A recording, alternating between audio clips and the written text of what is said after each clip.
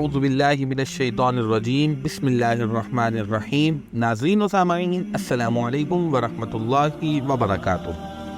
ناظرین، اللہ تبارک و تعالی نے قرآن مجید میں ارشاد فرمایا کہ اور زنا کے قریب بھی نہ جاؤ، بے شک وہ بڑی بے حیائی اور برائی کا راستہ ہے۔ کیا آپ جانتے ہیں کہ اس کائنات کے اندر سب سے پہلے کون سے بدبخت شخص نے زنا کی ابتدا کی؟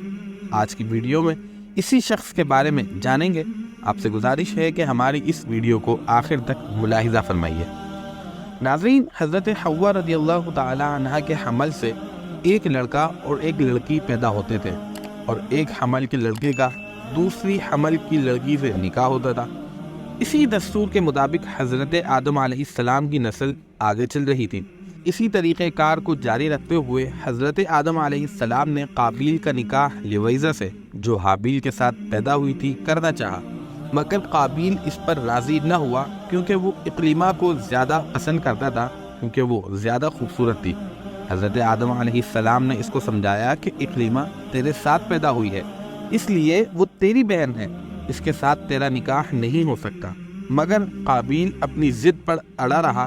بالآخر حضرت آدم علیہ السلام نے یہ حکم دیا کہ تم دونوں یعنی حابیل اور قابیل اپنی اپنی قربانیاں اللہ تبارک و تعالی کی بارگاہ میں پیش کرو، جس کی قربانی قبول ہوگی وہ اقلیمہ کا حقدار ہوگا۔ اس زمانے میں قربانی کی مقبولیت کی یہ نشانی تھی کہ آسمان سے ایک آگ اتر کر اس کو کھا لیا کرتی تھی۔ چنانچہ قابیل نے گیہوں کی کچھ بالیاں اور حابیل نے ایک بکری قربانی کے لیے پیش کی۔ آسمانی آگ نے حابیل کی قربانی کو کھا لیا اور قابیل کی گیہوں کو چھوڑ دیا۔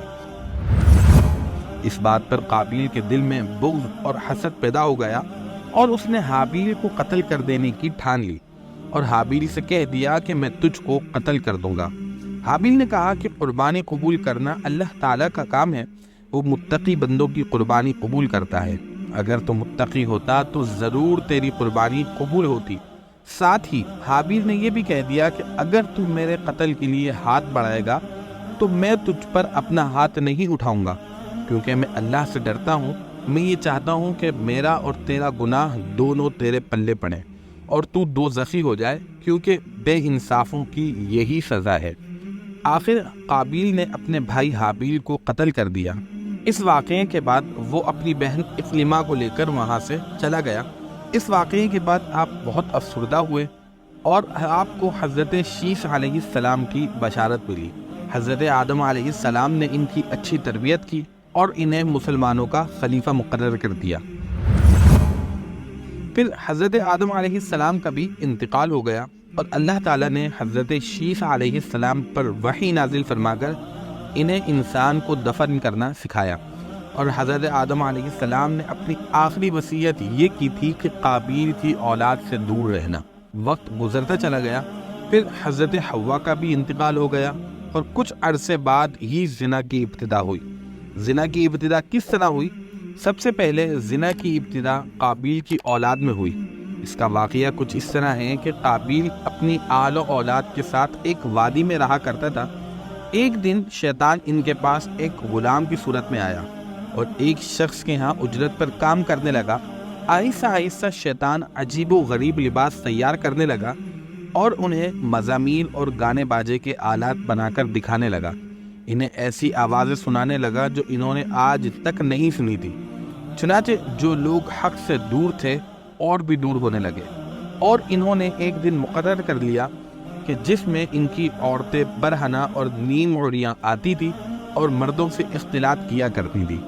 پیارے دوستوں، حضرت شیث علیہ السلام کے ساتھ رہنے والے مومنین دور سے ہی ان مزامیر اور گانے بازوں کی آواز سنا کرتے تھے۔ چنانچہ ان میں سے ایک دن ایک شخص کے دل میں یہ خیال آیا کہ کیوں نہ میں وہاں جا کر دیکھوں کہ وہاں کیا ہو رہا ہے۔ چنانچہ اس نے چھپ کر وہاں سے ہجرت کی، اور اسی دن جس دن ان کی عورتیں جمع ہوتی تھی یہ بھی وہاں پہنچ گیا۔ اس نے دیکھا کہ ان کی عورتیں بہت حسین و جمیل ہیں۔ چنانچہ وہ نوجوان ان لڑکیوں کے حسن و جمال سے بہت زیادہ متاثر ہوا، اور پھر جب وہ واپس آیا تو اس نے چوری چھپے دوسرے لوگوں کو بھی اس حوالے سے خبر دی۔ چنانچہ پھر آہستہ آہستہ مومنین میں سے بعض کمزور ایمان والے وہاں سے ہجرت کرنے لگے، اور ہجرت کر کے قابیل کی اولاد میں جا کر ان عورتوں کے فتنے میں مبتلا ہو گئے اور یوں فسق و فجور کرنے لگے اور آپس میں زنا کاریاں کرنے لگے، جن سے زنا کاری جیسے گناہ کبیرہ کی ابتدا ہوئی۔ ناظرین، قابیل کی ہی اولاد تھی جن میں سب سے پہلے زنا کیا گیا اور آج تک معاذ اللہ یہ گناہ چلتا ہوا آ رہا ہے۔ اگر ویڈیو پسند آئی ہے تو ویڈیو کو لائک کیجئے، چینل کو سبسکرائب کیجئے تاکہ نئی آنے والی ویڈیوز آپ کو مل سکیں۔ اپنا خیال رکھیے گا۔ السلام علیکم ورحمۃ اللہ وبرکاتہ۔